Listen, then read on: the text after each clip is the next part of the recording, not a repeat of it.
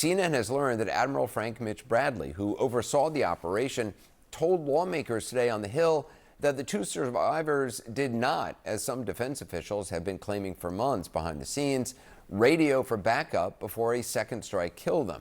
That's according to two sources with direct knowledge of today's closed-door briefings, during which a select group of senators and Congress members were shown classified video of the strikes. Democratic Congressman Jim Himes, who saw the footage, called it, quote, one of the most troubling things I've seen. A short time later, he elaborated on that with CNN's Jake Tapper. The video was enormously disturbing, and I can't describe it in detail, but to tell you that the initial strike, as you might imagine, when a piece of munitions falls on a small boat, did an immense amount of damage, caused a huge amount of fire, and ultimately the end result was two individuals without any weaponry, without any tools of any kind, clinging to a wrecked boat, really what looked like flotsam. And we observed them for a long time, and the commanders involved said that they believed that there might be some chance they would be rescued, that there might be some chance that the cocaine on board could be recovered. But these two individuals, to anyone looking at this thing, would say are moments away from slipping under the waves.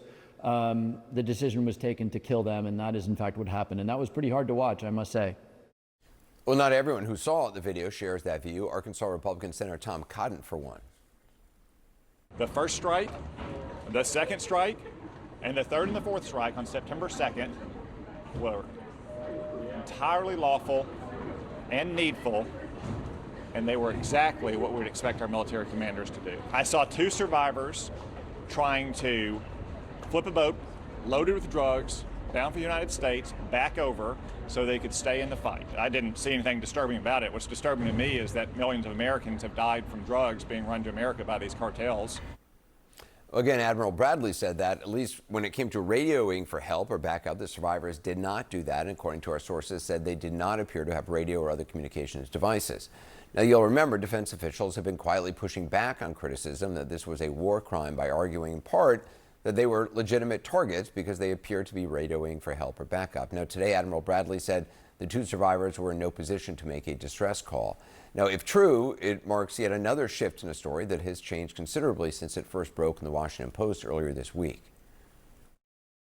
If there were a second strike that killed wounded people wounded in the first strike, are you well, thinking that would be legal? Number one, I don't know that happened. And Pete said he did not want them. He didn't even know what people were talking about. So we'll look into it. But no, I wouldn't have wanted that. Not a second strike. The first strike was very lethal. It was fine, and if there were two people around. But Pete said that didn't happen. Does that make you? I have great confidence. He's saying there's no second strike. I don't know. I'm going to find out about it. But Pete said he did not order the death of those two men. Now, quoting from the initial Washington Post story, quote, Defense Secretary Pete Hegseth gave a spoken directive, according to two people with direct knowledge of the operation. The order was to kill everybody, one of them said, which Secretary Hegseth denies, and which the president, as you heard there, said neither he nor Hegseth knew anything about. The next day, the story changed somewhat, with the White House, along with Secretary Hegseth, putting the focus squarely on Admiral Bradley. On September 2nd, Secretary Hegseth authorized Admiral Bradley to conduct these kinetic strikes. Admiral Bradley worked well within his authority and the law, directing the engagement to ensure the boat was destroyed and the threat to the United States of America was eliminated. To clarify, Admiral Bradley was the one who gave that order for a second strike. And he was well within his authority to do so. Now, that same admiral seems to have given lawmakers and now us another window into what actually happened.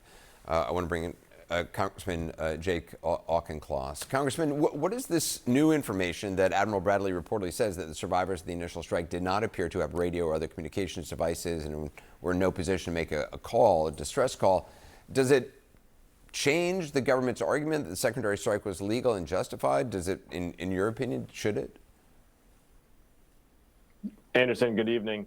Doesn't change my interpretation of the events. It makes them more horrific, but I've long stated that these are illegal. I commanded a joint training mission to Central America to do drug interdiction operations. I work with Panamanians, I work with Colombians, I commanded reconnaissance, Marines, and naval officers. I know what drug interdiction looks like. It's riverine training, it's jungle training. It is not killing shipwrecked sailors. This is not an operation that falls under the law of armed conflict. This is an operation that falls under law enforcement maneuvers, and neither the first nor the second strike, in my interpretation, are legal, and they are not going to keep Americans safe from drug inflow.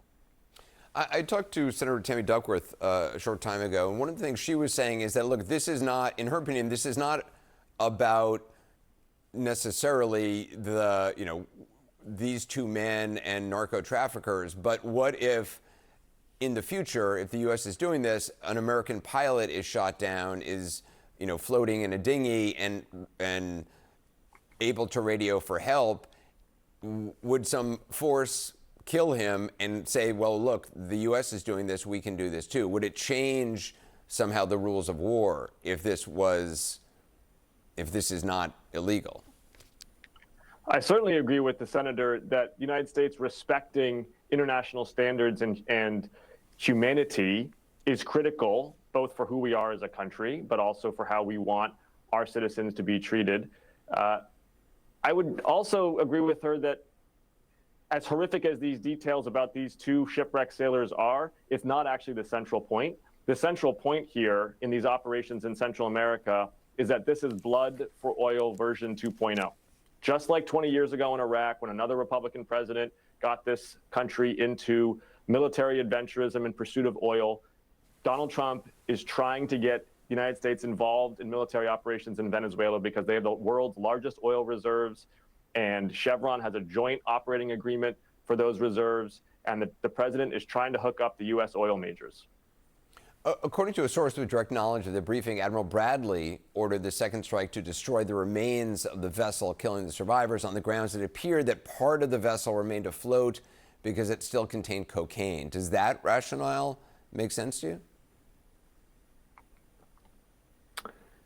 That they were allowed under the law of armed conflict, and again, the law of armed conflict does not apply here because this is not an armed conflict. And I know that because I'm a member of Congress and I never voted to go to war with Venezuela. And that's what would make LOAC apply here.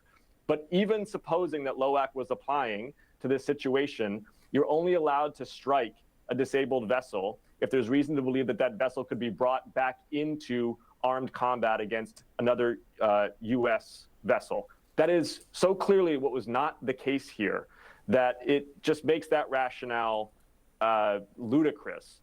But again, that rationale is 2 and 3 orders removed from the actual central point, which is that we shouldn't be engaged with in military operations against Venezuela in the first place. Americans do not want a blood for oil campaign. This president does not have the authority to wage it, and he certainly doesn't have the justification to wage it as inhumanely as he is. As we mentioned, President Trump just yesterday said he supports releasing the video of the second strike. Do you actually expect that to happen? Because obviously the administration has been very eager to share some videos of other strikes. I don't know, but I will make this prediction, Anderson, which is that Secretary Hegseth is going to try to find a military officer to make the fall guy in this. He's going to try to lay the blame on a service member. He won't try to take the blame himself.